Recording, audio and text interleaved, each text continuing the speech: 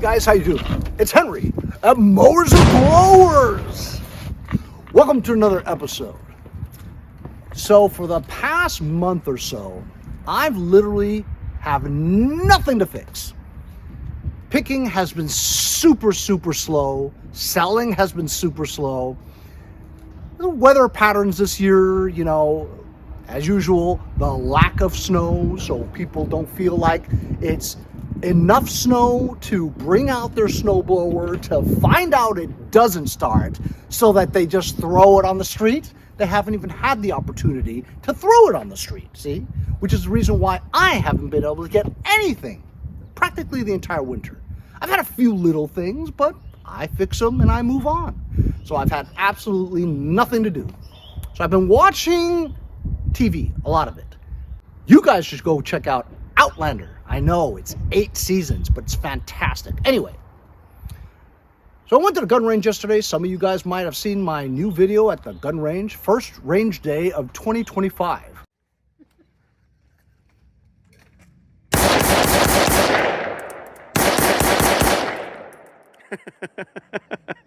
You can check that out at my other channel, Mowers, Blowers, and Guns! All right, anyway, so my buddy Andy from Cherokee came over. I'm Andy from Cherokee. Today, he called me up and he said, hey, my car won't start. And I says, did you jump it? So you tried to jump it, it wouldn't work. So the 2019 Jeep Grand Cherokee, like most modern cars today, have 2 batteries. One main big battery, and you got a small auxiliary battery, about the size of like a lawn tractor battery.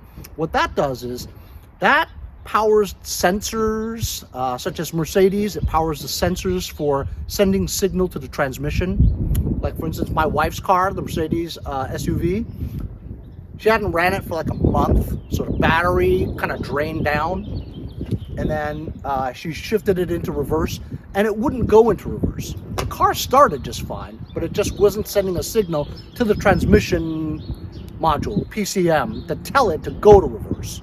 So after trickle charging it for a couple of hours, fired right up. Batteries don't last forever. So the literal battery will probably be drained after 5 years or so, or it won't hold a good charge. I think the same thing happened to Andy's car. So he would push the button, it wouldn't work. He tried jumping it, it didn't work. But then after he waited a while, it did start. And while his car started, he drove it to the auto parts store to get a new battery.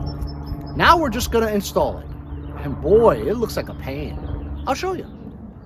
So here's the new battery that he got. Die Hard, and this is different from the one that's stock. He got the AGM battery. As you guys know, AGM batteries last more than 10 years. How do I know that? Because both my Mercedes have AGM batteries and they've lasted 10 to 12 years. They're excellent. They're more expensive, but it's worth it to get it. Because you don't have to change your battery for at least 10 years. Where a conventional battery, you have to change it maybe every 4 or 5 years. He also got this auxiliary Die Hard battery. Total, these things cost like $480, which isn't terrible. Look at the positioning of where the battery's located. It's in the rear right, underneath the passenger seat. So I think we would just have to remove that auxiliary battery there first. Then you'd be able to slide the bigger battery down here to be able to fit through this area here like that. I'm going to let Andy do it because, well, he should be able to do this. And I sure hope he does it, because I sure don't want to do it.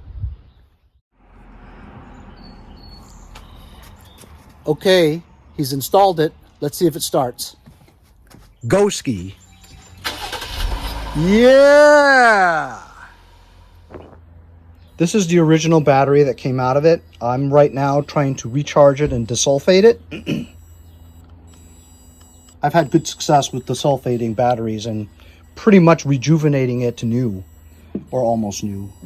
Probably squeeze another 5 years out of this thing. I'll try that. After I'm done with this, I'll try this one. So these were all the tools that we took out just to change the battery. These are what I call reverse Torx. It's like a star. You needed the super small one to get the 2 studs out of the new one. out of the old one to put on the new one, so you can put the terminal on.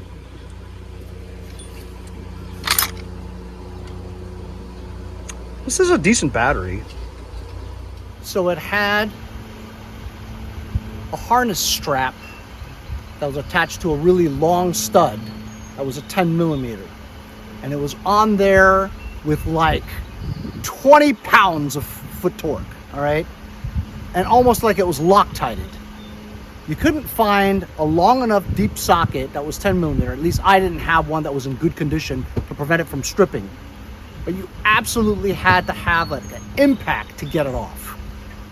It was really hard. Or a super long ratchet so you can get the right leverage. So you had to have long extension bars so you raised above the ditch, the trench it was in, so that you can have the leverage. Otherwise, there's no way you can turn it, right? You have to have it long and high, so you had the floor level, so you could turn it really, I mean, it was really tight. Then after that, removing the harness that holds the small battery down, there was a lower bracket that held the big one in place, and it had two 13 millimeter ones. You needed a deep socket because the studs were super long, like that. Really hard to get off. Just the brackets that hold the batteries down. Once that happened, everything was pretty straightforward. You know, there's a vent line that you got to connect it to. And so, I mean, it took way longer than changing a battery should, but these days, it's not easy to do it, you know? Now, the knuckles are definitely going to get cut up. Your knuckles, they get scratched, everything. It's just a nightmare, you know? And so the dealership or the manufacturer, they do that on purpose. Because I work on small engines, I have a lot of tools that normal, regular lay people don't have. And even I was struggling. We needed like a star kind to take the two studs off the small battery terminals and put it on the new one. And you needed reverse torques, all right? If you're thinking about doing this yourself, make sure that you have all the right tools. And if you don't have specialty things like deep torque sockets, deep reverse torque sockets, and deep sockets that are in 13 millimeter and 10 millimeter with extension bars and a good ratchet, an impact could also help too. But somebody with just a small, cheap $10 toolbox is not going to be able to remove those batteries. So it was a headache, but it was better than taking it to the dealership. Hope you guys enjoyed the video. We'll see you guys next time on Mowers and Blowers.